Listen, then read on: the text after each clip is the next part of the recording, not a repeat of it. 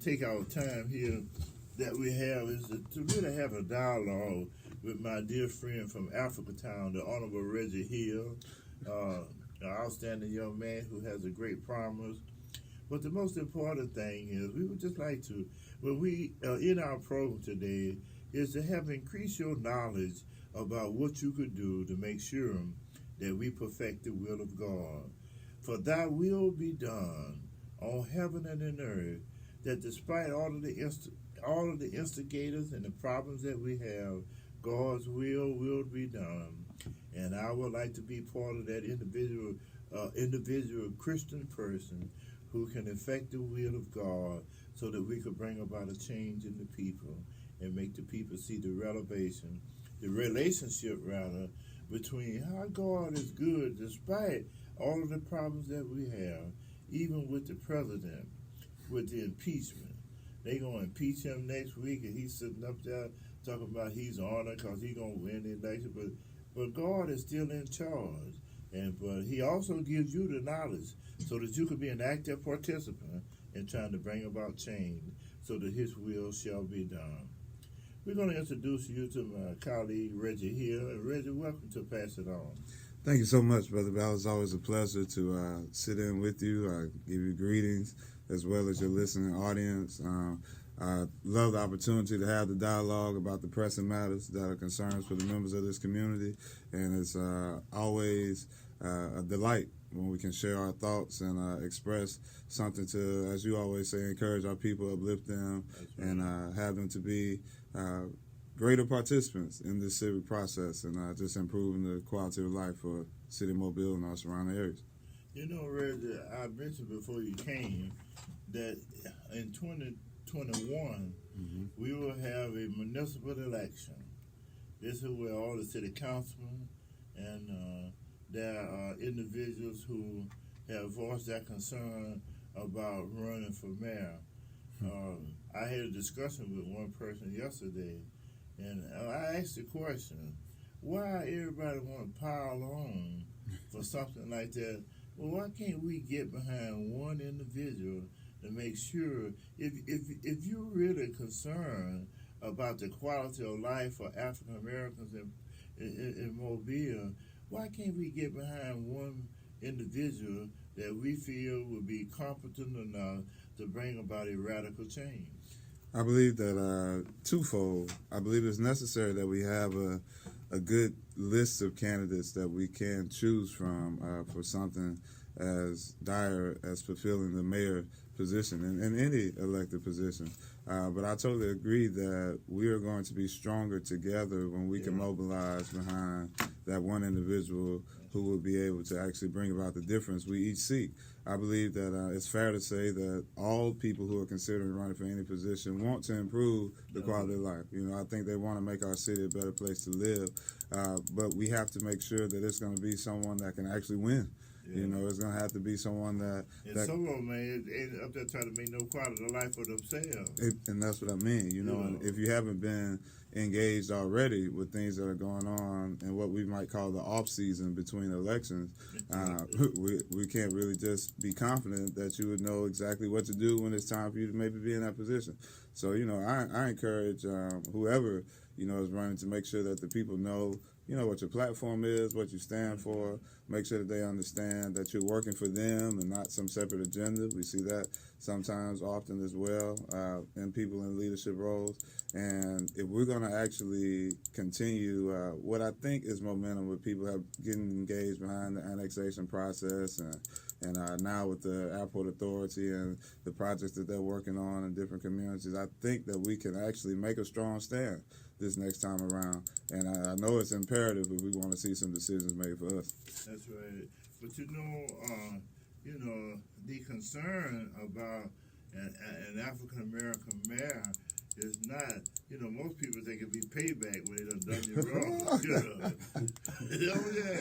That's why the national administration, you know, F. Scott Fitzgerald wrote in 1923 about the Great Gatsby. And what Fitzgerald was concerned about was the role of immigration and how it had a significant impact on the quality of the change of the culture. Right. right now, when you hear a dialogue between the national administration, they always allude to, well, what about the culture? Well, you from Africa Town. In 1859, the last boatload of Africans were brought against their will in violation of the 1808 federal prohibition against the importation of Africans. And but now, when you look at what's happening now with the immigration, with the number of African Americans who continue to populate, it kind of reminds me when here kind of worried about all. Say, where all these colored folks coming from? Oh, yes, indeed. But it's sad that we have to live in a society where race and color and creed is the criteria for service. What do you feel would be the greatest individual kind of purpose that could be service to all of the community of Mobile? I definitely share this with city councilmen often. I tell them people are not going to come into Mobile and say they had a great time in district number whatever and then had a horrible time in district number whatever. They're going to talk about their experience in Mobile. So we need someone who is cognizant of what is actually happening in all of the areas. We need someone who knows what are the concerns and problems and things that need to be fixed and catered to in each community. We need someone at least having the conversation with leaders in those areas who can present that information to them. I often tell young people about how racism was very relevant in our country in both the North and the South. A lot of people, and a lot of people want to say that it was so different in the South compared to the North, whereas I believe like in the North, they didn't care how much money you made as long as you were nowhere near them. Whereas in the South, you could be in the backyard, but they didn't want you to get or have anything. So, we were seeing it in all these different aspects. And so whoever's going to pursue this position of leading the whole city, you have to be understanding to what the lifestyles of everyone happen to be. You're going to have to know who to speak to. And primarily, you're going to have a plan that is actually going to look at what many would call an elephant in the room, where there are still disparities in different neighborhoods. We look at things that are east of I-65. All you have to do is go up under the interstate. You can start seeing the difference as soon as you cross it. So we have to have people who are going to be strong enough and bold enough to have that conversation, like a simple plan. They have a CIP plan. We get $21 million off of the penny tax that goes equally to each of the districts, where I personally believe that like districts 1, 2, and 3 might have more concerns than districts 4 through 7. That doesn't mean we won't eventually get to the place where all districts are getting the equal amount, but if we want to bring the entire city of Mobile up to one set standard, we're going to have to look at those issues that have been more pressing for quite some time. And so that's the type of culture that the person will have to have a background of that, wanting to make sure that everybody's quality of life, equity would be the term that we would use. And then, just say, let's take a reflection for a moment. The reflection that I'm reminded of is Marion Barry, Harold Washington, Maynard Jackson, and all of these individuals who have been African-American mayors, but they had a vision. They had a vision that would incorporate all of the citizens without regard to race, creed, color, ethnicity, or national origin.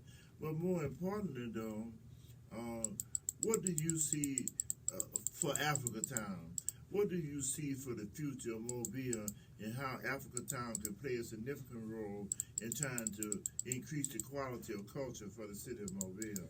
Absolutely. I would encourage any city officials and leaders who could bring about that drastic change to look at like what Montgomery did with the Lynching Memorial Museum.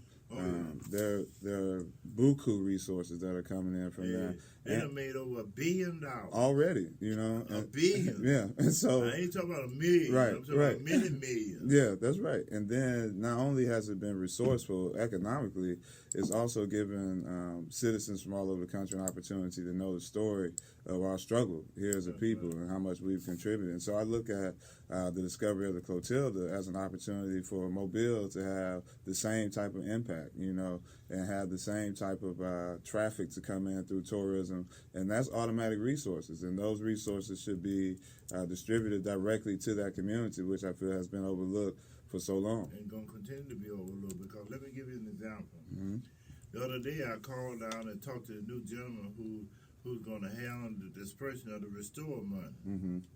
He tells me, he said, Mr. Battles, he said, sure, they own that land over there in Africa Town, but if they want the museum to go up there under the Restore Act and the way it's set up, they going to have to donate that land to the city. See? Wow. So if they got to donate the land to the city, so the city will have the fiduciary responsibility for the funds, which is right, but they also will control the advent of the culture. Right. And my concern is that the groups who are living in Africa Town, instead of fighting and hating on each other, you need to sit down to the table. So what are some of the things you think could facilitate the groups in Africa Town sitting down and trying to come to a common consensus so they can perfect the will of God and trying to reveal the revelation and the history of Africa Town? Well, what's unfortunate is all the red taping that's usually engaged in the civic process, to where it wouldn't be a question as to who would have the authority over something like that.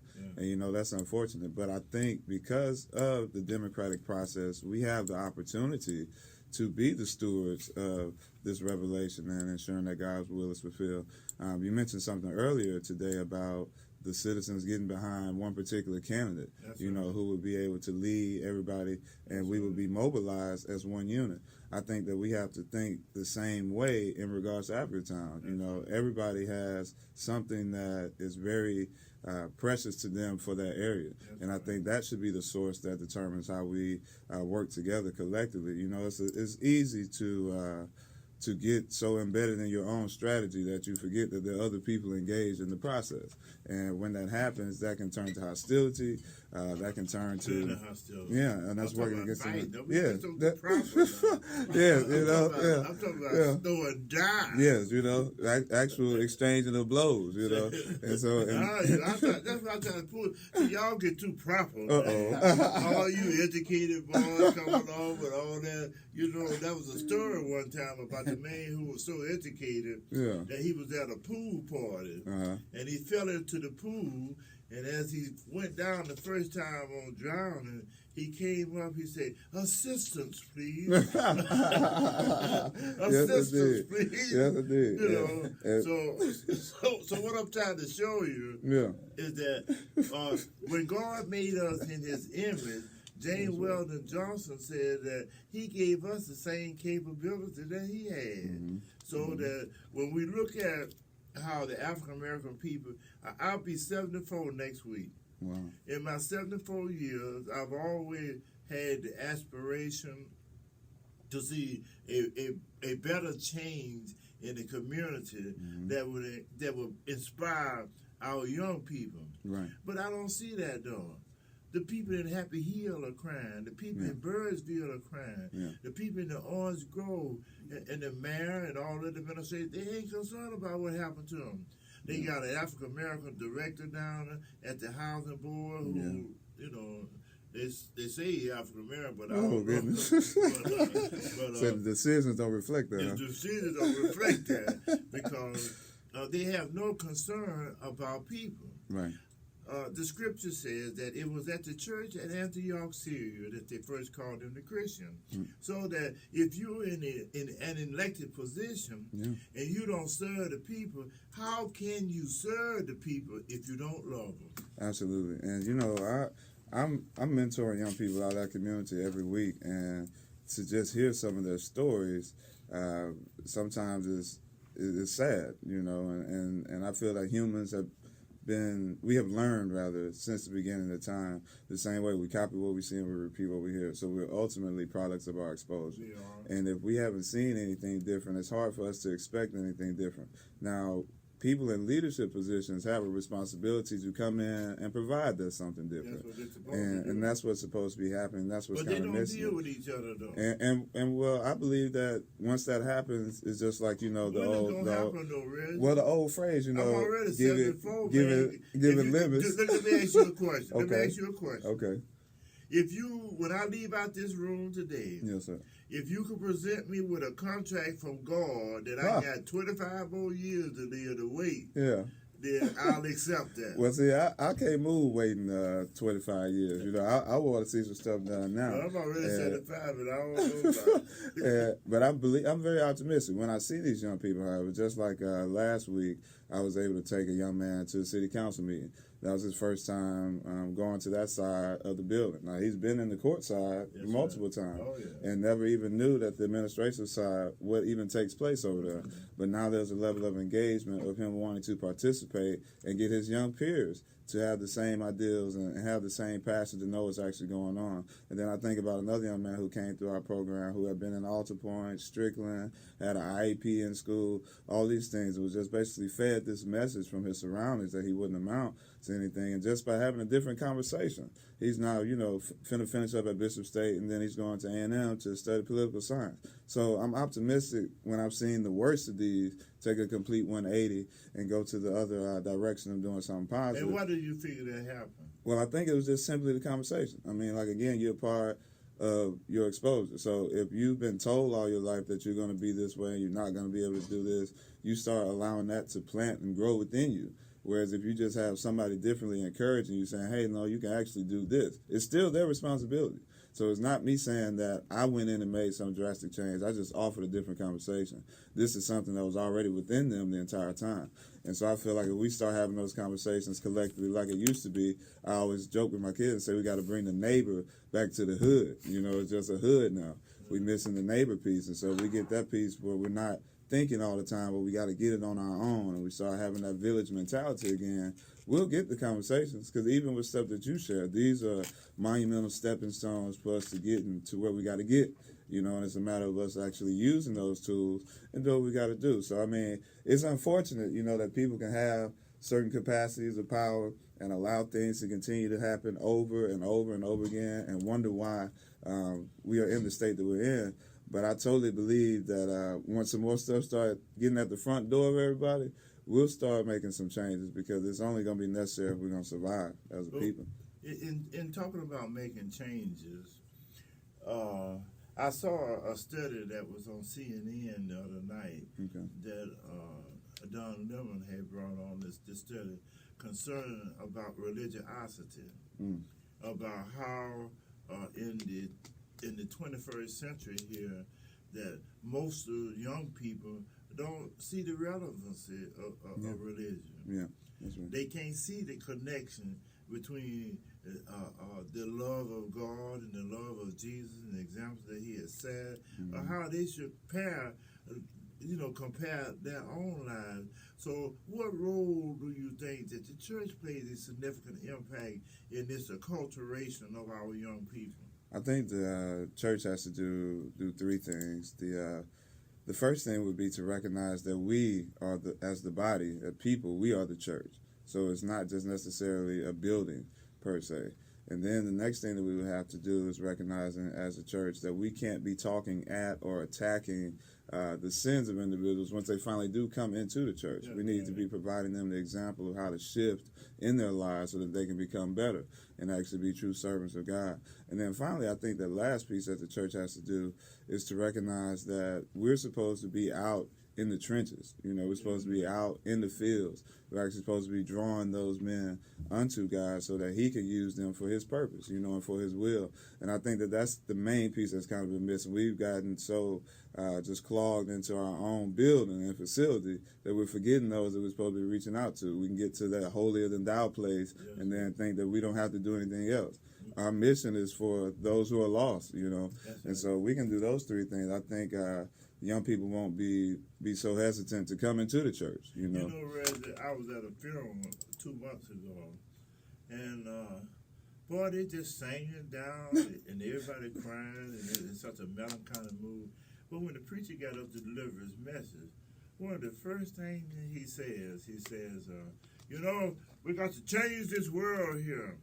All this homosexuality and lesbianism, well, hell, for the deceased graduates were gay. Wow. So how do you feel that you can reach people? See, Jesus kept the simplicity. Jesus loved the poor because of their simplicity, of their ability to connect through simple words of what the love of Jesus. He says that you love you one another as I have loved you. Yeah. What kind of example do you think that we need to put forward in order to finalize that type of condition? Well, I think that we first have to remember that God used murderers, tax collectors, liars, whores, prostitutes, all the things that people would say are horrible individuals. All those type of people were the ones that God used to reveal his message and deliver more of his children. So we can't look at one person as being less than another because of whatever their cross may be that they're bearing. We have to continue to be encouraging, and like you said, love them as we love ourselves. The primary two commandments I feel that everyone should follow is not placing anyone before God, and actually loving your fellow man, your neighbor.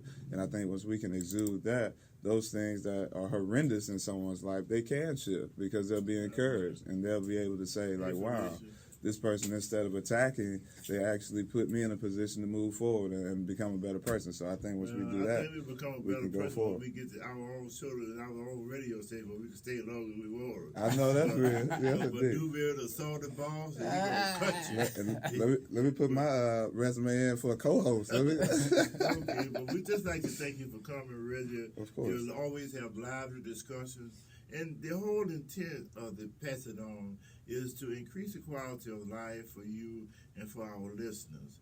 It is our responsibility.